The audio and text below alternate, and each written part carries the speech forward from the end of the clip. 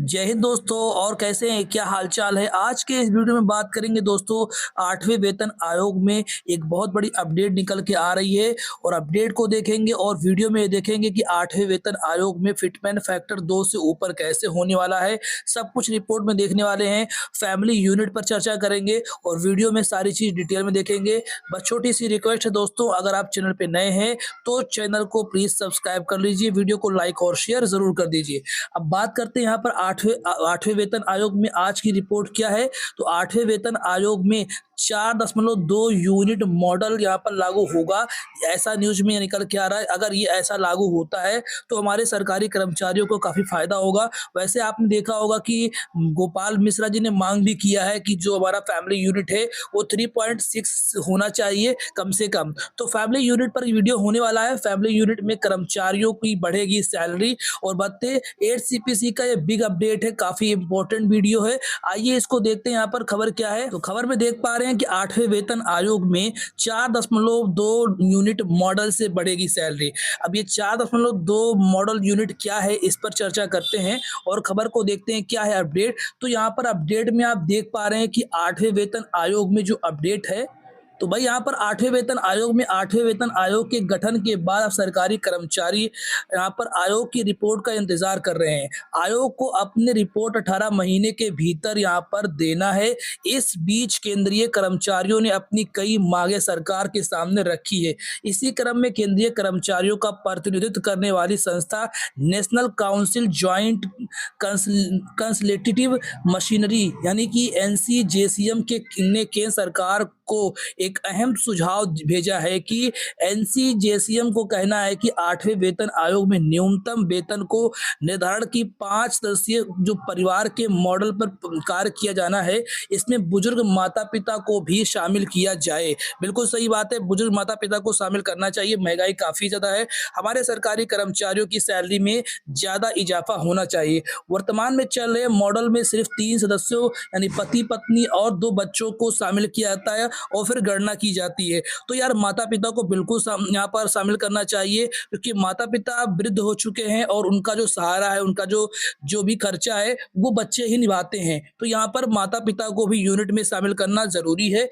अब यहाँ पर देखते हैं भाई फैमिली मेंबर यूनिट कैसे यहाँ पर निर्धारित होता है, इसको देखते हैं। वर्तमान में यूनिट सिस्टम में 7वें वेतन आयोग के अनुसार लागू है। इस मॉडल में कमाने वाले पति को 1 यूनिट माना जाता है, पत्नी को 0.8 यूनिट मानते हैं, जबकि 2 बच्चे को 0.6 यूनिट के आधार पर जोड़ा जाता है। तो वर्तमान में जो अभी फैमिली यूनिट है उसमें क्या होता है, एक पति को और पत्नी को और 2 बच्चों को लिया जाता है। इसमें यहाँ पर JCM की मांग है माता पिता को भी लिया जाए। इस तरह कुल मिलाकर परिवार की यूनिट 3 बनती है और हमारे सरकारी कर्मचारियों को फायदा कम मिल पाता है। NCJCM का सुझाव है कि परिवार का वास्तविक खर्च और जिम्मेदारी का ध्यान में रखते हुए 5 सदस्यों वाली मॉडल लागू किया जाए, जिसमें यानी कि पिता हो और माता हो और साथ ही साथ पति पत्नी और 2 बच्चों में से एक ही बच्चे को अगर लिया जाए तो भी यहाँ पर हो जाता है। अब देखिए जिसमें पति पत्नी 2 बच्चे और माता पिता शामिल हो, इस मॉडल के अनुसार जो है अगर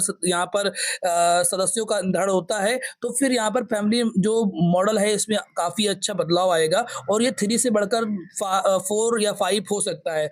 देखिए यहाँ पर जो कमाने वाले पति और बेटा को अगर 1 यूनिट माना जाए तो यहाँ पर पत्नी को 0.8 यूनिट और बच्चों को यहाँ पर 0.6 यूनिट मापा जाए, तो माता को 0.6 यूनिट और पिता को भी 0.6 यूनिट यहाँ पर माना जाए। तो इसको ऐड करने के बाद में आपका यूनिट कितना बनता है, इसको ऐड करने के बाद में इस प्रकार कुल यूनिट 4.2 मानी जाएगी। और NCJCM का मानना है कि माता पिता की जिम्मेदारी केवल सामाजिक आधार पर नहीं बल्कि कानूनी रूप से भी कर्मचारियों की अनिवार्य जिम्मेदारी होती है, इसीलिए यहाँ पर गणना में शामिल करना चाहिए। तो काफी अच्छी मांग है NCJCM की और बिल्कुल ये मांग होनी चाहिए। 4.2 फैमिली यहाँ पर मेंबर को ऐड करके बनाना चाहिए। अब बात करते हैं वेतन आयोग में यूनिट का निर्धारण क्यों महत्वपूर्ण है, इसको देखते हैं। यहाँ पर 7वें वेतन आयोग में परिवार की यूनिट की गणना मुख्य रूप से HRA, TA और LTC जैसी सुविधाओं को तय करने के लिए की जाती है। यह हिसाब केवल ज़िम्मेदारी के आधार पर नहीं बल्कि परिवार की वास्तविक खर्च पर भी ध्यान रखकर किया जाता है। मेट्रो शहरों में रहने वाले कर्मचारियों के लिए घर का निर्धारण किराया, परिवहन और आवश्यकता खर्च अधिक होते हैं। ऐसे में यूनिट आधार मॉडल पर ये दिखाता है कि कर्मचारियों की कुल कितना आर्थिक बोझ पड़ रहा है। इस आधार पर सैलरी की भत्ते की संशोधन सिफारिश तैयार की जाती है। तो काफ़ी ज़्यादा इम्पोर्टेंट हो जाता है। जो कर्मचारी यहाँ पर मेट्रो सिटी में रहते उनको यहाँ पर काफ़ी दिक्कतों का सामना करना पड़ता है। अब बात करते हैं यूनिट मॉडल खर्च के आधार पर क्या तय हो सकता है। तो 7वें वेतन आयोग की रिपोर्ट के अनुसार जीवन यापन की लागत सबसे महत्वपूर्ण आधार बनती है। कमाने वाला व्यक्ति जो अपने खर्च का सबसे बड़ा हिस्सा उठाता है उसे यूनिट 1 में यहाँ पर रखा जाता है। पत्नी को 0.8 यूनिट इसलिए दिया जाता है क्योंकि उसका खर्च अपेक्षाकृत कम होता है, लेकिन भोजन, कपड़ा और स्वास्थ्य उसका भी निश्चित जो खर्च होता है वो होता है। बच्चों को 0.6 यूनिट इसलिए माना जाता है क्योंकि उनका खर्च वयस्कों की तुलना में थोड़ा कम माना जाता है। तो काफ़ी ज़्यादा इम्पोर्टेंट हो जाता है।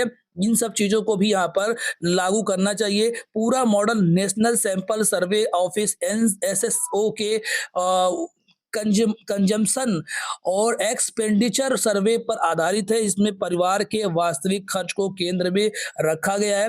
पति पत्नी दोनों सरकारी कर्मचारी होते हैं तो दोनों की यूनिट अलग अलग गिनी जाती है, लेकिन एचआरए जैसे भत्तों को इसे समायोजित किया जाता है। और देखते हैं इसमें क्या है भाई खबर में। तो खबर में यहाँ पे कि मांग मानी गई तो बढ़ जाएगी सैलरी। अगर ये मांग यहाँ पर मांग मान ली जाती है तो हमारे सरकारी कर्मचारियों को काफ़ी ज़्यादा फायदा होगा। अगर यहाँ पर जेसीएम की यह मांग मान ली जाती है तो लाखों जो नहीं बल्कि करोड़ों केंद्रीय कर्मचारियों की सैलरी बढ़ोतरी हो सकती है। परिवार की यूनिट बढ़ने से न्यूनतम वेतन का बेस भी बढ़ जाएगा, जिससे बुनियादी सैलरी और अन्य भत्ते पर भी असर पड़ेगा। इसके अलावा वेतन आयोग फिटमेंट फैक्टर भी विचार कर रहा है, जो वेतन निर्धारण का सबसे अहम हिस्सा है। मीडिया रिपोर्ट्स की माने तो 8वें वेतन आयोग के लिए 2.86 फिटमेंट फैक्टर प्रस्तावित किया जा सकता है, लेकिन यहाँ पर ऐसा केंद्रीय कर्मचारी को सैलरी में लगभग 30% से 34% की बढ़ोतरी संभव है। तो काफ़ी इंपॉर्टेंट यहाँ पर खबर निकल के आ रही है। सरकारी कर्मचारियों की जो सैलरी है वो 30 से 34% की बढ़ोतरी हो सकती है, लेकिन मेरा मानना है कि सरकार 2.86 फिटमेंट फैक्टर कभी नहीं करेगी। लेकिन अगर ये जो यहाँ पर फैमिली मॉड्यूल है इसको अगर मान लेती है सरकार तो काफ़ी अच्छा बेनिफिट हमारे सरकारी कर्मचारियों को होने वाला है। तो ये थी आज की अपडेट जिसमें काफ़ी कुछ आपने देखा है। 8वें वेतन आयोग के संबंध में 4.2 यूनिट मॉडल कैसे लागू होगा, सरकार कैसे इस पर काम कर सकती है, सब कुछ एनसीजेसीएम की मांग क्या है, सब कुछ आज के इस वीडियो में देखा गया है। अगर आपको वीडियो इन्फॉर्मेटिव लगा है तो वीडियो को लाइक कर दीजिएगा। चैनल पे भाई अगर नए हैं तो चैनल को सब्सक्राइब जरूर कर लीजिएगा।